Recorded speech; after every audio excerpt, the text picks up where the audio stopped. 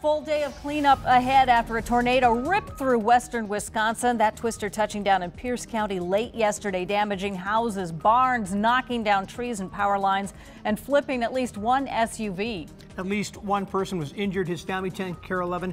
He is expected to be okay. Sven's going to join us in a moment with a look at the storm's path. But first, Lauren Lemanchek's going to give us a look at the damage.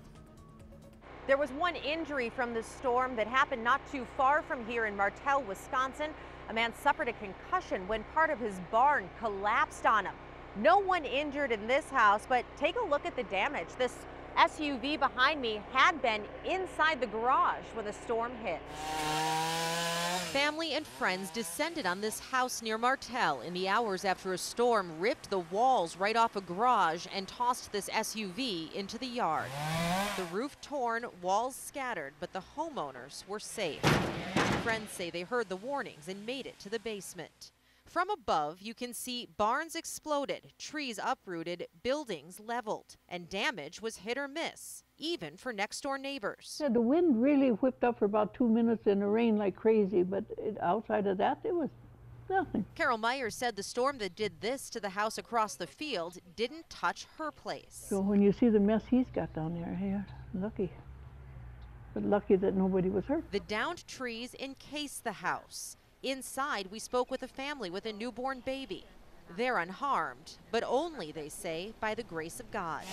Now victims of this storm clean up with the grace and help of friends.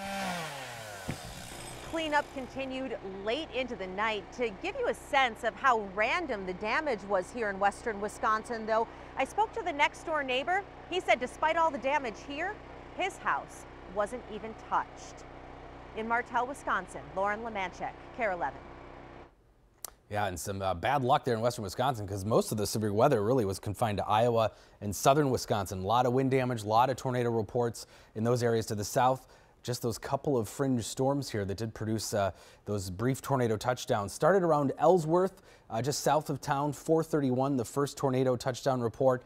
And then just literally about 15 minutes later, another report of a touchdown around Spring Valley, both in Pierce counties. So the Weather Service crews will go out there today and look at the damage, see what level of on the EF scale that the storm was, probably on the weaker side for the tornado damage, and also determine, was it on the ground that whole time or was it kind of skipping along the way?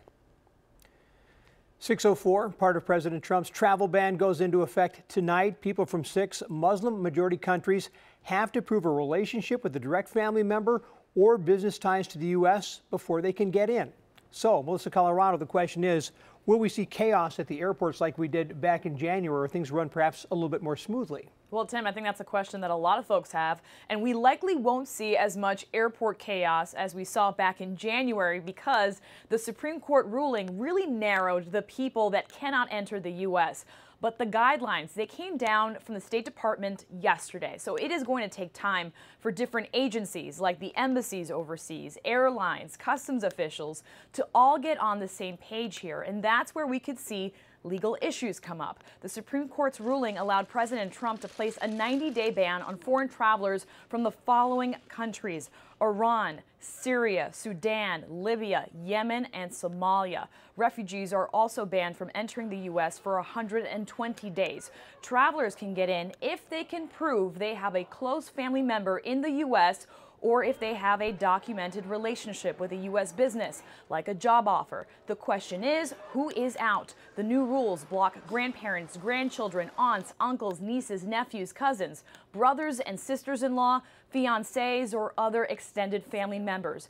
Now, I sat down with a St. Paul immigration attorney, Kara Lynham. She coordinated all of the volunteer attorneys who were at MSP Airport when the first travel ban went into effect. She's prepared to be at MSP to help out any travelers who might be impacted by these new rules. If they decide, if they follow the stay, then we really shouldn't see much in the way of airport drama and airport chaos. But if it becomes really subjective and it's not being uniformly applied, then we could see issues come up at the airport.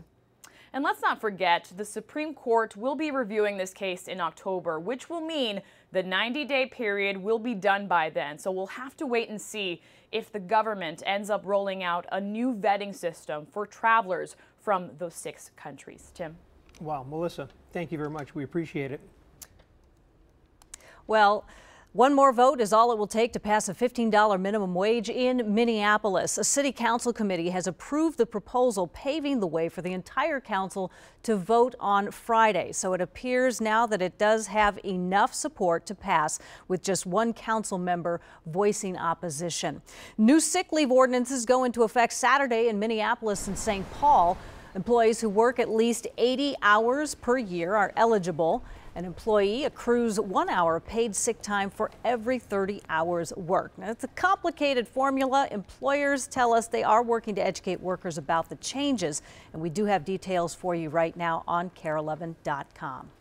There's still no official word from the Minnesota Twins, but reports out the Dominican Republic say Miguel Sano will compete in the Home Run Derby at the All-Star Game in Miami. That's okay, I just did one of those a minute ago, too. For the American League leaders in the home run, Sano should be part of All-Star Weekend one way or the other. Voting on the final lineup has entered the home run stretch.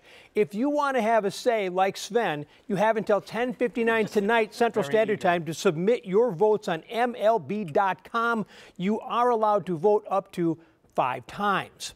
Now, here's a real all-star. He is Jake the Diamond Dog. He's a utility player for the Fort Wayne Tin Caps, a minor league baseball team in Indiana. In between innings, as you can see, Jake carries baskets of water to the umpires. Once he gets a pat on the head, Jake then moves on to the next umpire. Want to mention, too, the Twins did win last night. They won by a score of 4-1. Miguel Sano, who we talked about, drove in a couple runs in that game. And Mejia had another great inning night on the mound. 2 consecutive scoreless starts. We're back in the win column. That's a good thing. Sorry, I was just really paying attention to Jake. Jake, the water dog. Yeah, I don't blame you. You can't compete with a dog. Very cute. Air Bud. He looks like Air Bud. Do you guys remember Air Bud? Oh, I yeah, do. Absolutely. Absolutely. He could hoop. You could hoop it up. That's right. I love dogs. My 2 could not carry a basket full of water. Tiny little basket. Maybe a Dixie cup. They would be parked. Yeah, there you go. We'll start small. Temperatures close to 80 today. A mostly dry day for us, but we do have some showers and thunderstorms back in the forecast coming up. And again, a big reminder, the Stillwater Lift Bridge, it is back open this morning, so you don't have to deal with any troubles as in slowdowns there. But here's a live look out of Highway 100 near County Road 81. A nice shot of the sunrise. Making shape this morning. No crashes, you guys. It's been quiet. Again, like I said to you, Tim, I think people decided to give up today. Yesterday was so bad, they decided to stay home. It's quiet. It works for me. Yeah. Or come in on our shift. Never any to the traffic. cabin, I think, is where they're going today. It's Thursday, right? Today we are marking a major birthday, not of a person, but rather of a device. Coming up, a look back on the massive impact the iPhone has had on our world. And it can affect everything from your insurance rates to buying a home.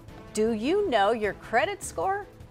Then from trailer hitch hookups to properly packing your van, I've got a few safety reminders before you hit the road this summer.